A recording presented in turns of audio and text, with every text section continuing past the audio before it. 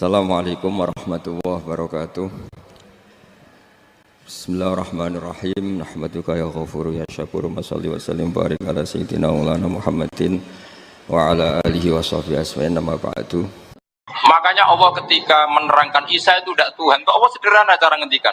Karena yakulan itu amal masih ibnu Maryam illa rasul. Qad khalas min qablihir rusul. Wa ummuhu siddiqah kana yakulan itu amal. Artinya kalau Isa itu tidak mangan ya lemes. Nak keluarga juga kudu ngising. Lah terus mbok sembah terus piye? Jadi gak kebayang seorang Tuhan kemudian kalau gak makan tuh lemes. Berarti statusnya Isa apa?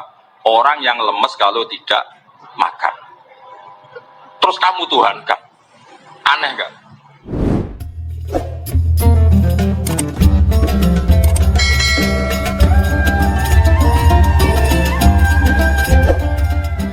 Yang hebat tuh imannya orang yang enggak melihat saya.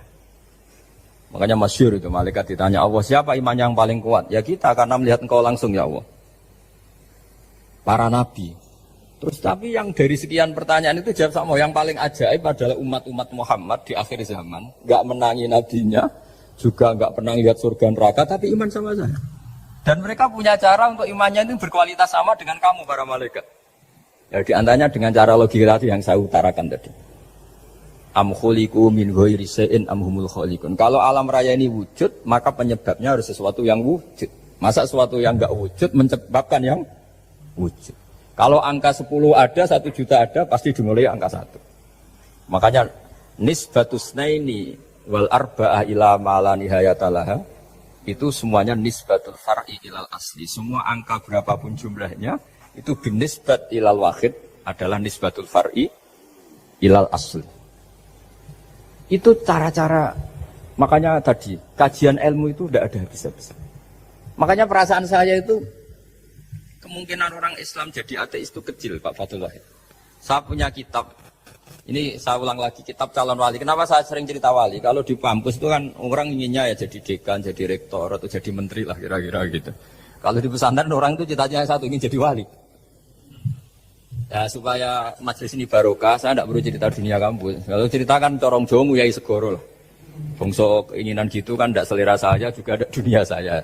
Supaya sampai dapat ilmu ya saya cerita dunia. Itu kitab, saya punya kitab calon wali lah kira-kira. Atau wali sudah wali top. Namanya kitab Tasbihul Fuad, karangannya Sayyid Abdul Haddad.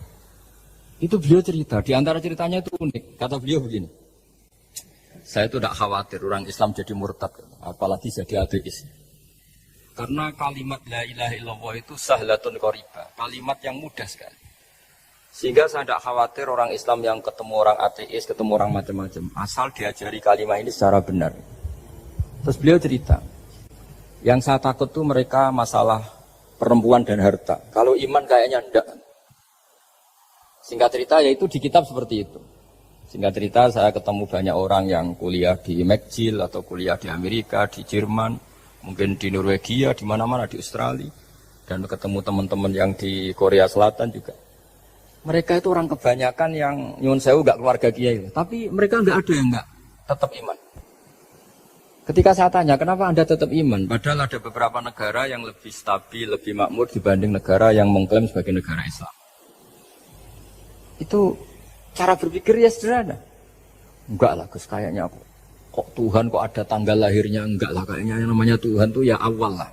Masa pencipta langit bumi dituhani orang yang lahirnya di bumi, kayak enggak lah kayaknya. Jadi ya berpikir sederhana. Padahal ya kurang ajarnya Masya Allah. Anak ini ya dugem ya macam-macam, tapi kalau ditanya disuruh yang lain enggak mau dia. Enggak lah, kayaknya yang benar tetap Islam. Karena kalimat ini yaitu tadi eksistensi Tuhan, tadi eksistensi Allah itu. La ilaha illallah itu kalimatun sahlah, kalimatun qoribah, kalimah yang begitu mudah difahami. Kenapa mudah difahami? Misalnya kita ngaji. Tuhan itu siapa? Yang menciptakan langit dan bumi. Dengan misalnya perbandingan Tuhan itu siapa? Yang lahir di bumi tahun sekian. Enak mana cara kita menerima itu? Kan keren yang menciptakan langit dan bumi. Tuhan itu siapa? Yang ada sebelum langit dan bumi. Dengan misalnya Tuhan adalah yang lahir di bumi. Keren mana itu? Nah, bayangkan kalau kita punya Tuhan Fir'aun, sudah mati jadi tontonan kan, terus gak keren maksudnya punya Tuhan kok seperti itu. Nah ini yang katanya Syekh Abdul Haddad, kalimat ini sahlatun qaribah. Sehingga kalimat ini pula yang kita dilatih, la ilaha illallah kalimatu haqqin 'alaiha nahya wa 'alaiha namut wa 'alaiha nub'ats atau wa biha nub'ats insyaallah taala minal aminin. Nah, saya sebetulnya tadi datang itu tidak ingin menjelaskan ini, tapi tadi kata Pak Fathul Wahid, ilmu itu kalau dikaji tambah hari tambah mudah. Karena perangkat untuk menemukan bulan itu misalnya nggak rata itu gampang sekali. Pakai teori pemandangan ya bisa, pakai teori gambar juga bisa. Kalau teori pemandangan tadi, kalau kita bisa melihat mobil 2 meter masih kelihatan 2 meter, itu dengan jarak berapa masih orisinil seperti itu. Tambah jauh, tambah tidak kelihatan, tambah jauh. Nah ternyata setelah 5 kilo misalnya tidak kelihatan. Berarti untuk jumlah 2 meter hilang per 5 kilo. Nah berarti kalau bulan masih kelihatan segitu, berarti jarak kita dan bulan kira-kira sekian ribu kilo. Itu bisa dihitung, itu tanpa teknologi. Makanya sebetulnya teknologi itu nyumbang itu nggak sampai 30%. Yang paling banyak ya sains tadi, pengetahuan itu yang kayak tadi orang menemukan pesawat itu kontribusi terbesar tetap pengetahuan. Misalnya pesawat dari bahan ini kalau kecepatan sekian kena angin pecah enggak, tetap pengetahuan yang menopang itu. Teknologi kan paling mengantar supaya pesawat kecepatan sekian didorong mesin sekian dengan apa begitu. Nah.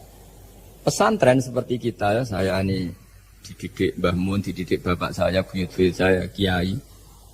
Itu sekali alim, yang alim betulan, itu ya alim betul.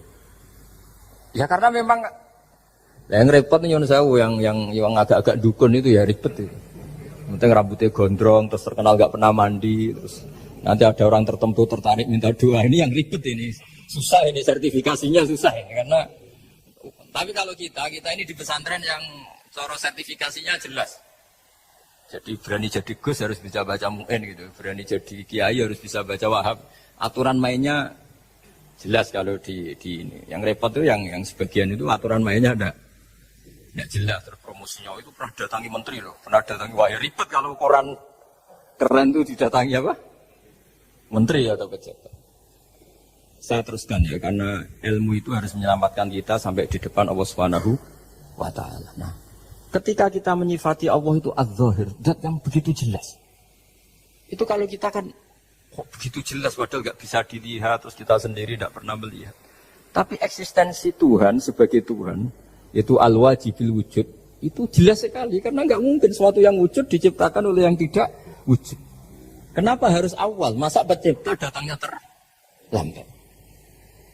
Terus juga harus bakok itu abadi atau al-akhir kalau dalam bahasa Quran. Masa zat yang superior kemudian kalah sama yang diciptakan. Berarti nanti ada kekuatan besar yang mengalahkan Tuhan. Ya kan aneh, kekuatan ini dalam kendalinya kemudian Allah kalah kan tidak mungkin. Makanya disebut al-akhir. Allah pasti tidak ada yang mengalahkan.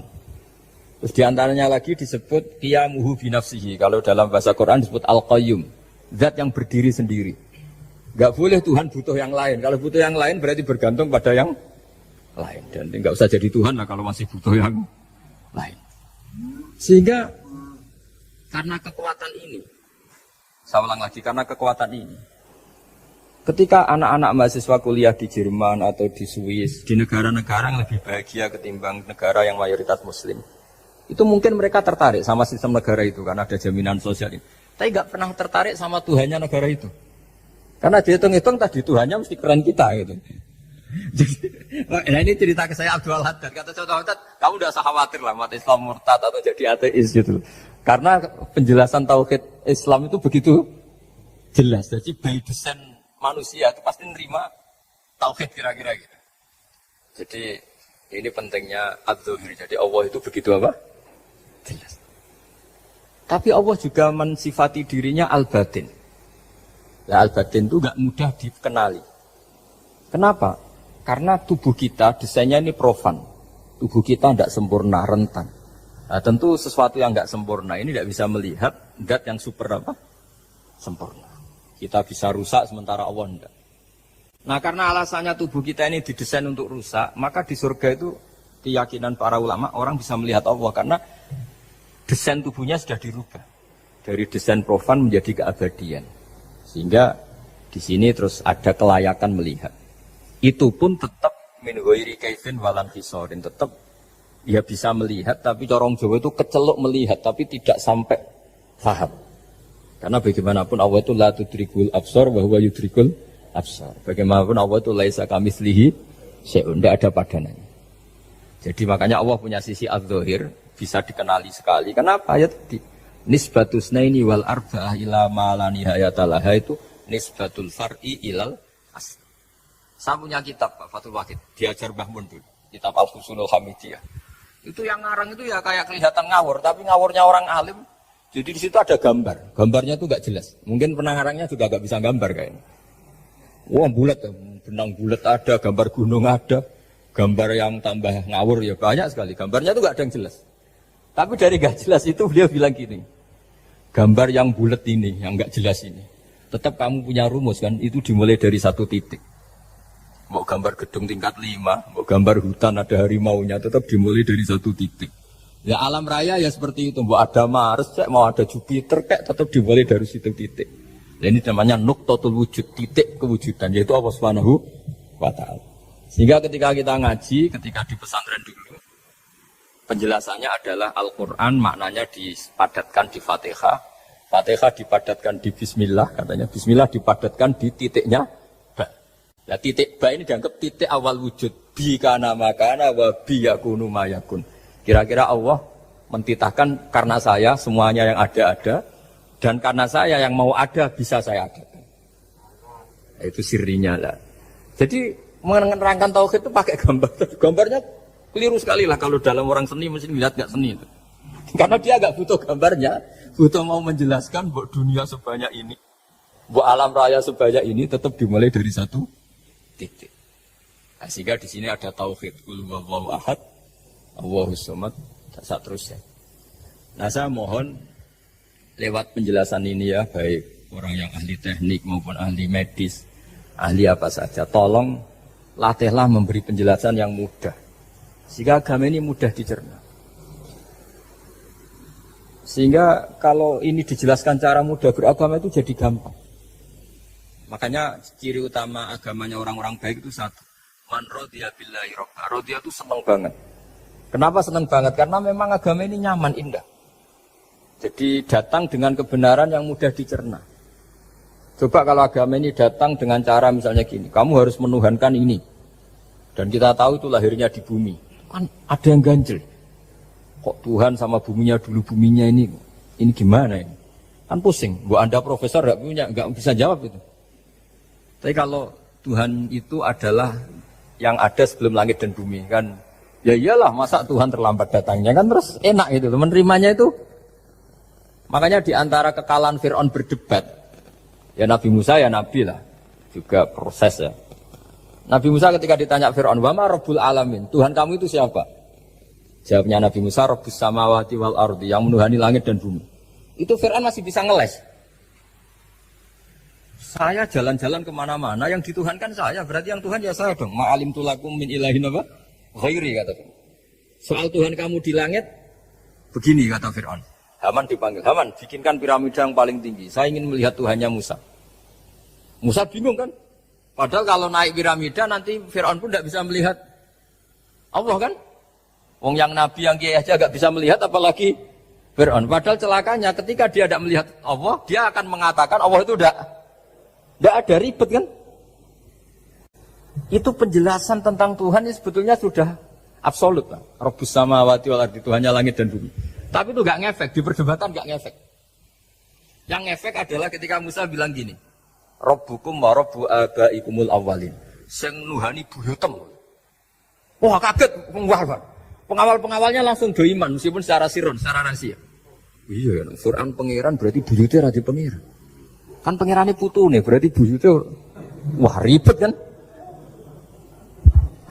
Ya kalau Fir'aun Tuhan, bapaknya tambah Tuhan kan, mbahnya, buyutnya. Akhirnya kata pengawal Quran, geblek tenan Fir'aun.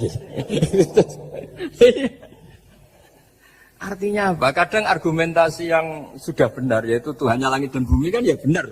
Tapi itu tidak ngefek, di perdebatan tidak ngefek. Yang ngefek adalah ketika Rabbukum wa rabbu abaikumul awwalin, yang nuhani nenek moyang kamu.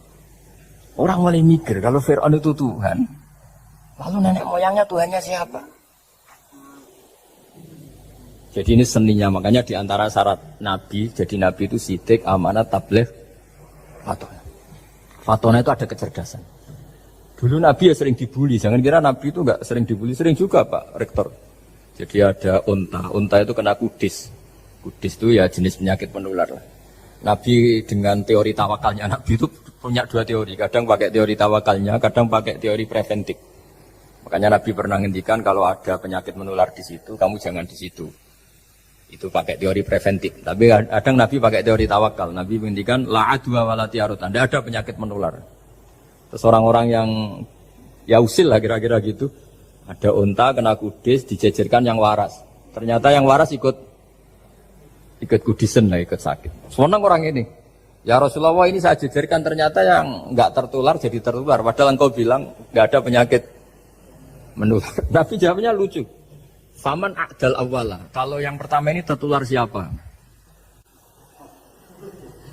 Dia dikira Nabi itu kalah karena melihat unta yang kedua. Ternyata Nabi enggak, ketika dipanggil ya Rasulullah ini unta enggak kudikan, tak jajarkan yang kudisen, ternyata ikut kudisen. Berarti penyakit itu menular. Tapi Nabi jawabannya faman a'dal awwal. Lalu yang kena penyakit pertama tertular oleh siapa? Wah itu asli dari Allah. Ya maksud saya seperti itu katanya. Nah itu yang dikatakan fatona. Jadi Nabi itu harus punya sifat apa? Fatona. Karena dengan kecerdasan itu Nabi bisa berargumentasi. Nah tadi, ketika Fir'aun dikatakan Allah yang menuhani langit dan bumi, Fir'aun masih mengklaim dia Tuhan. Karena di mana-mana dia dituhankan. Jadi ketika diingatkan bahwa kamu anak seorang manusia, punya bapak, punya kakek, punya buyut, punya canggah kalau bahasa Jawa. Lalu kalau kamu yang Tuhan, dan Tuhan dimulai Anda, lalu mbah-mbah kamu Tuhannya siapa? Gak bisa jawab kan? Akhirnya banyak punggawa yang saat itu iman. Jadi iman itu bisa menghujam kepada siapa saja termasuk yang orang-orang topnya Fir'aun. Sehingga ketika Fir'aun rapat Musa harus dibunuh besok, tangkap besok. Sebagian mereka itu membocorkan informasi itu. Datang ke Musa, tadi malam kita ikut rapat, keputusannya Anda dibunuh, maka larilah kamu. Itu barokahnya iman. Artinya ya karena logika Musa lebih masuk akal ya mereka lebih percaya sama Musa. Gara-gara profesi ya tetap kerjaannya mulai ribet dunia. Mulai ribet. Makanya kamu jangan tanya kaifa hukmul mukmin sing yukhfi imanahu. Bagaimana hukumnya orang mukmin yang menyembunyikan imannya demi aman. Ya tidak usah kamu jawab. Kalau kamu jawab boleh ini kok kayak pecundang. Kalau kamu jawab haram pernah terjadi itu. Wa qala rajulun mu'minum min ali fir'auna yaktumu imana.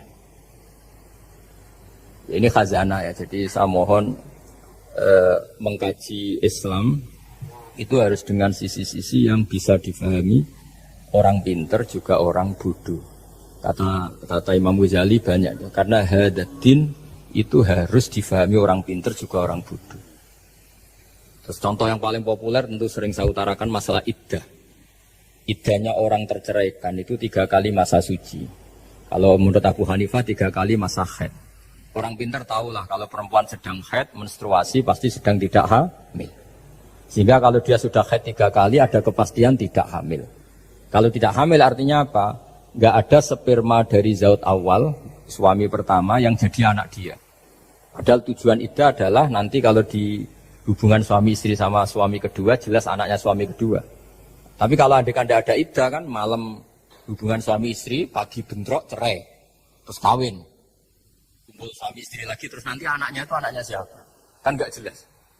Kalau sampean bisa klaim lewat DNA juga mungkin secara ilmu objektif Pak Rektor, masalahnya juga bisa disuap kan.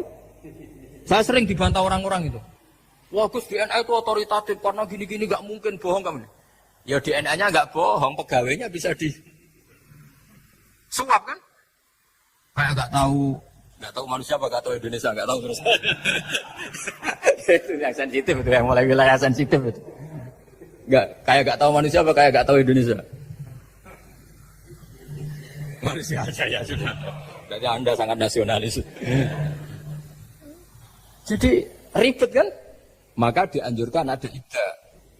Dengan iddah selesai berarti benar-benar perempuan ini baru atur rohmi, rahimnya steril dari unsur mani zaut awal. Dan kalau 3 kali masa suci itu artinya apa? Kira-kira 3 bulan. Kira-kira ya. Wal mutallaqatu yatarabbasna bi anfusina salah satu apa? Quru.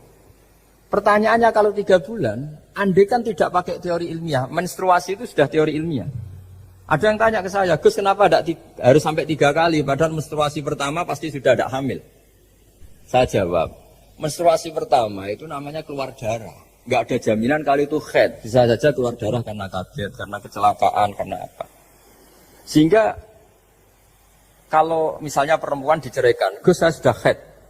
Yang jamin kalau itu haid siapa? Maksudnya keluar darah dengan makna tidak hamil. Bisa saja keluar darah kali ini faktor kaget ya, atau faktor kecelakaan. Tapi kalau sampai 3 bulan, karena per bulan haid sekali, itu meskipun haidnya keliru. Haid keliru itu misalnya sebetulnya itu enggak darah haid, tapi darah penyakit, istighathah, kan tetap kelihatan. Masa 3 bulan enggak bleeding cara Jawa? Kan mesti bentuknya tubuh sudah berubah. Artinya kata ulama-ulama, agama ini enggak bisa hanya mengacu ilmu. Kalau mengacu ilmu haid sekali sudah cukup. Tapi kenapa harus 3 kali? Karena itu 3 kali. Orang awam tahu semua kalau itu sedang hamil atau tidak hamil. 3 bulan dari dicerai kan kelihatan kalau hamil ya bentuk tubuhnya sudah rubah, kalau enggak. Intinya agama ini harus agama yang mudah difahami orang pinter, juga difahami orang yang tidak pinter. Kayak tadi bulan tadi. Saya juga gak ngira kalau orang goblok jadi pinter itu. Jadi ini cerita ya. Jadi supaya kita meskipun di lembaga kampus, di lembaga modern, jangan lupa tradisi-tradisi kebodohan ya diabadikan lah kira-kira. Karena bodoh itu kadang ya penting. Makanya kalau cerita di dunia wali itu kacau. Anda boleh gak nerima cerita ini, tapi Anda harus percaya kalau kekuasaan Allah itu tidak terbatas. Kenapa orang Madura begitu mencintai kiai? Sebetulnya niatnya ya agak baik. Tapi ya baik, gak baik tapi baik. Ada santri itu Madura, dia saking percaya sama kiai itu ya khidmah, bikin teh, masakan kiai, mijitin kiai, pokoknya waktunya diberikan semua untuk kiai. Dan dia nggak pernah ikut ujian, apalagi ujian kelulusan disertasi dokter nggak pernah dia. Kalau sekolah nggak pernah ikut ujian. Sudah ya saya ridho jadi orang bodoh, sepenting ikut jenengan. Suatu saat orang ini mati, kiainya tuh pusing, waduh mati. Ini di dalam alam mimpi itu, kamu boleh gak percaya, nggak wajib percaya memang. Ini kan ada akidah, jadi tidak wajib percaya. Ditanya sama malaikat, Marabbuka, Tuhan kamu siapa? Jawabannya lucu, malaikat kamu itu gimana? Di mana-mana tanya sama orang pintar, orang bodoh kok kamu tanya? Pusing kan malaikatnya. Di mana-mana namanya tanya, itu ya sama orang pintar, masa orang bodoh ditanya? Yang bener aja kamu. Makanya bodoh ini ya senjata, makanya ini kita kalau pinter ya alhamdulillah, kalau bodoh ya alhamdulillah kan. Bodoh itu penting. Kalau negara ini tidak makmur, yang disalahkan mesti para rektor. Gunanya apa ada rektor kalau nggak solusi bagi bangsa ini? Orang bodoh pasti nggak disalahkan kan? Nanti kalau ada hisab, kenapa Indonesia carut marut? Yang dipanggil Allah itu menteri rektor, pasti itu. Apa kontribusi Anda sebagai orang pinter, sebagai profesor, sebagai orang bodoh amat? Santai, nggak kena panggilan kan? Karena Anda harus bertanggung jawab. Akhirnya terus malaikat tanya, lalu yang pinter siapa? Yang di atas itu, kiainya yang nalkin itu, yang di atas itu. Walhasil kiainya itu karena wali itu denger. Ya boleh bodoh kok terus ngati wis mati. bodoh kok kamu bawa sampai mati. Jadi kadang orang bodoh itu ya pinter tadi. Malaikat itu kamu itu gimana? Di mana-mana tanya itu ya sama orang pinter. Orang bodoh kok kamu tanya. Ya ribet kan kalau sudah ketemu seperti itu. Nah, Nabi juga sering ngalami dialek sama orang bodoh. Kadang Nabi yang ngalah, kadang logikanya orang bodoh itu lebih gampang. Itu ada orang pencari dop itu semacam kayak biawak ya. Tapi tidak biawak, kayak semacam biawak. Ketemu Nabi, kamu tahu kalau saya ini Rasulullah? Tidak tahu ya. Ya kamu harus iman kalau saya ini Rasulullah. Hatta yu'mina laka hadzal dhobn. Ya kalau hewan ini iman sama kamu ya saya iman. Ribet kan ukurannya itu. Waduh, untung Nabi betul. Terus Nabi tanya, Dob, kamu tahu kalau saya Rasulullah? Terus Dobnya saat itu bisa bicara, asyhadu annaka Rasulullah, terus baru iman.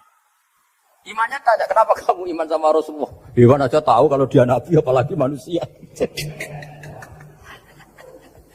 Sehingga di masyhur itu di acara-acara kita kalau wadhabbu wal ghazalah yasyadani laka bir risalah itu. Di wadhabbu wal ghazalah yasyadani laka berisalah. Sehingga nah, kekeliruan kita, saya sering ngomong di mana-mana, matur di mana-mana. Masyarakat Indonesia mayoritasnya tetap yang enggak pinter. Orang Islam mayoritas yang enggak pinter. Lalu orang enggak pinter ini diabaikan sehingga mereka tidak jadi energi yang luar biasa untuk mengawal Islam atau mengawal Indonesia. Itu keliru menurut saya. Menurut saya orang-orang yang enggak pinter pun itu punya nurani. Zaman kita dijajah Belanda, itu tidak semua orang rektor, tidak semua orang profesor, tidak semua orang kiai, tidak semua orang alim. Mereka orang-orang yang enggak terpelajar, tapi tetap tahu caranya melawan apa?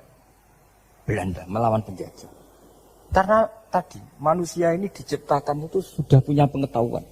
Seperti mukadimah dibaca Pak Rektor, Iqra wa rabbukal akram alladzi 'allama bil qalam 'allamal insana ma lam ya'lam. Jadi bawaan manusia itu akan tahu untuk sesuatu yang perlu diketahui meskipun dia orang bodoh.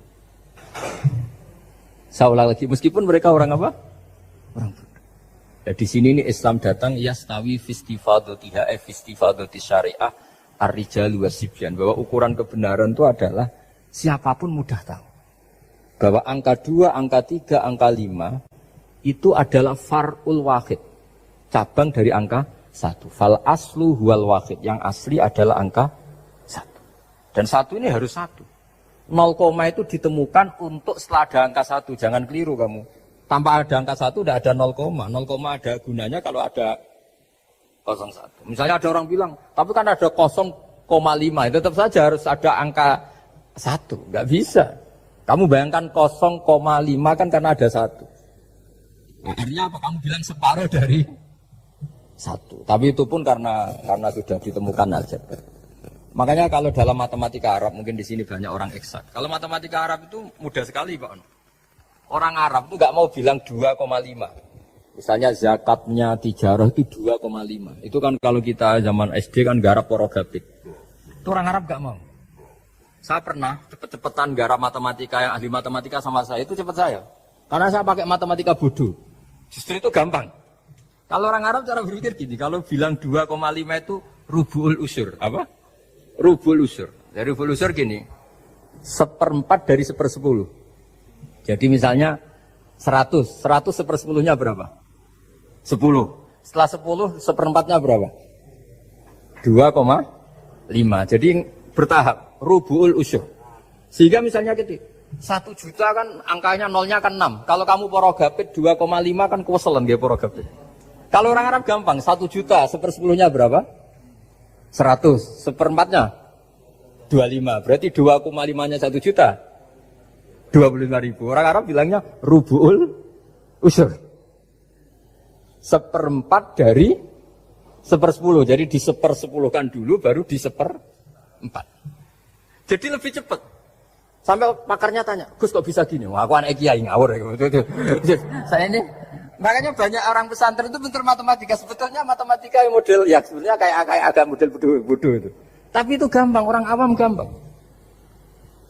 Kalau kita kan enggak, misalnya zakatnya zuru, zakatnya tanaman itu 1/10 atau 1/20. Kalau orang Arab enggak mau, 1/10 atau 1/20. Berarti kalau 100 ton atau 100 pintal berarti berapa? 10 atau 5 kan? 1/10-nya 100 berapa? 10. Kalau 1/20-nya 5. Kalau hitung-hitungan di fikih zakat orang modern kan 1/10 atau 1/20. Kalau orang Arab nggak mau bilang gitu. Zakatnya zuru itu al-usyur 1/10. Berarti per 100 ton misalnya 10. Atau nisful usyur, separuh dari 1/10. Jadi nggak mau bilang 1/20. Usyur atau nisful usyur. Gampang mana juga? Ya kan, usurnya kan 10. Kalau nisful usur 5 atau 1/20. Daripada gawe porogapit. Jadi kita ini yang kelihatan goblok matematikanya ya pinter juga gitu. Meskipun ya tetap goblok karena ada nekuni gitu. Sehingga di pondok itu ya dulu diajarkan faraid, falak itu ya gampang sekali karena memang hitungan Arab gitu. Kalau bilang 2/3 itu sulusannya apa? Jadi 6. 2/3-nya 6 berapa? 6 Sulusnya berapa? Sepertiganya? 2. Nah, sepertiga itu sepertiga 2 kali. Berarti berapa? 4. Ya, 6. Itu 2/3-nya kan? Pokoknya bahasa Arabnya sulusan. Kalau orang terjemahnya berapa? Kalau orang 2 kali sepertiga, Pak. 2/3. Sulusan itu 2/3. Nah, itu kalau orang Arab bilang enggak 2/3, sulusani. Sepertiga 2 kali. Jadi 6 di sepertiga dulu 2. Nah 2 itu 2 kali. Berarti berapa? 4. Jadi itu. Nah Quran itu ya kira-kira gitu. Jadi kelihatannya goblok, tapi itu pinter itu. Yang porogabit kelihatannya pinter, tapi tidak pinter. Ukuran orang pinter yang mempermudah yang sulit. Jangan mempersulit yang mudah kan itu. Makanya saya bilang ini yang pinter yang mana itu. Nah, saya kembali lagi ke tadi. Jadi agama ini datang dengan sebegitu mudah. Sampai matematika yang katanya sulit, itu matematika Islam itu mudah sekali. Karena tadi, misalnya kalau 1 miliar zakatnya 2,5% berapa? Kan pusing kan? Tapi kalau kamu pakai teori rubul usur 1 miliar, usurnya 100 juta. 1/4-nya 25 juta. Berarti per 1 miliar. Gampang mana coba sama ngomong itu? Nanti ada yang nyeleduk, gampang kalkulator Gus. Ya ribet lagi kan kalau kalkulatornya pas hilang. Atau pas dipakai anaknya belajar daring, ribet kan HP-nya. Jadi ini cerita ya, jadi seperti yang kita katakan Pak Rekro tadi, sebetulnya ciri utama ilmuwan atau ulama atau profesor atau dokter itu usahakanlah yang mudah itu, yang sulit itu menjadi apa? Mudah. Yuridu wa bikumul yusra wa la yuridu bikumul usra. Sehingga kata Imam Alamudi, dia menjadi wali besar itu justru karena belajar tauhid. Yang dari belajar matematika tadi, dari matematika dia tahu bahwa angka berapapun jumlahnya itu binisbat ilal wahid, itu semuanya nisbatul far'i ilal asli. Semua itu cabang dari satu. Alam ini kayak apa besarnya, apa Mars ada Jupiter, tetap semuanya nisbatnya ke Allah adalah nisbatul far'i ilal asli.